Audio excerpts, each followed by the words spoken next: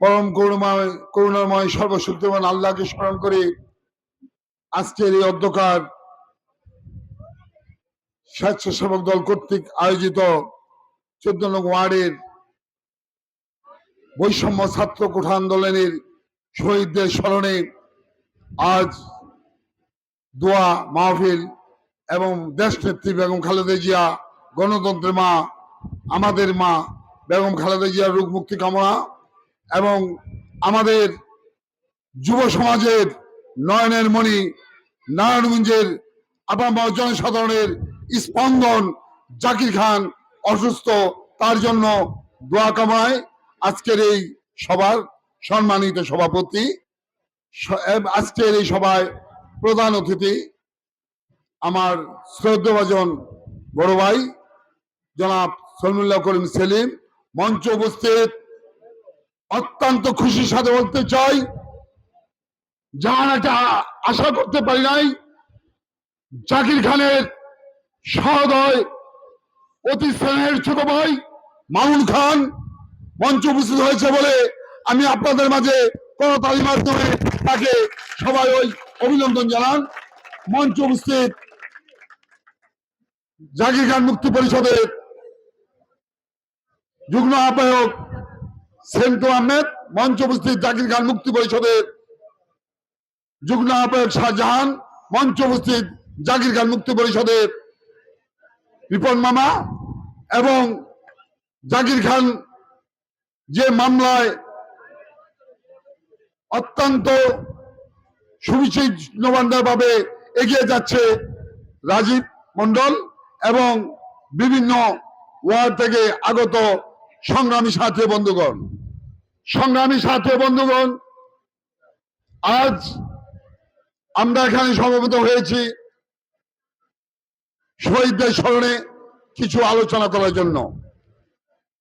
এখানে 5ই আগস্ট পর্যন্ত যারা প্রত্যেকের বুকে তাজা রক্ত দিয়ে নতুন ভাবে 2024-এ এই দেশ স্বাধীন করেছে, তাদেরকে আমি আমার অন্তরস্থল থেকে তাদের ধন্যবাদ জ্ঞাপন করছি এবং তাদের রূহের আত্মার মাগফিরাত কামনা করছি।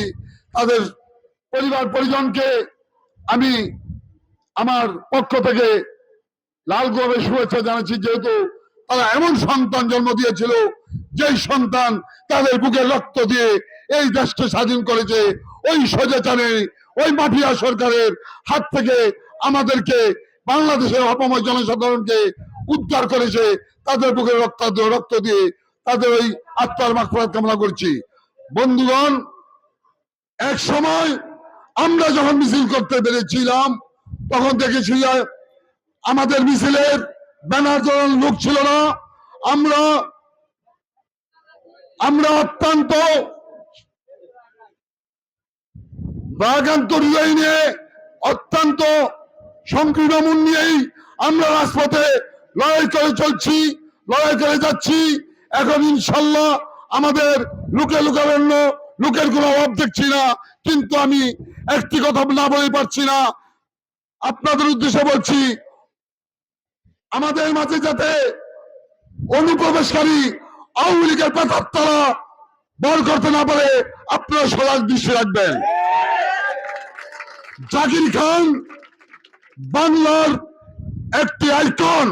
জাকির খান শুধু নারায়ণগঞ্জের আইকন নয়, জাকির খান বাংলার একটি আইকন। সামনে নির্বাচন হবে, ওই নির্বাচনে আমি আশাবাদী নারায়ণগঞ্জ 5 আসন থেকে আমাদের নেতা জাকির খান 5 আসন থেকে লড়বেন।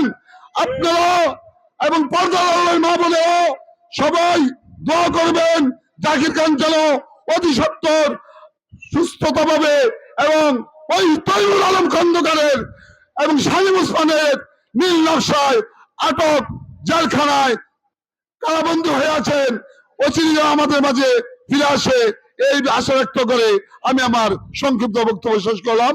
আল্লাহ হাফেজ। বাংলাদেশ জাতীয়তাবাদী দল জিন্দাবাদ, বাংলাদেশ স্বেচ্ছাসেবক দল জিন্দাবাদ, শহীদ জিয়া অমর হোক, খালেদা জিয়া জিন্দাবাদ, তারুণ্যের প্রতীক তারেক জিয়া আসবে দেশে, বাংলাদেশের বীরের বেশে। ধন্যবাদ। আসসালামু আলাইকুম।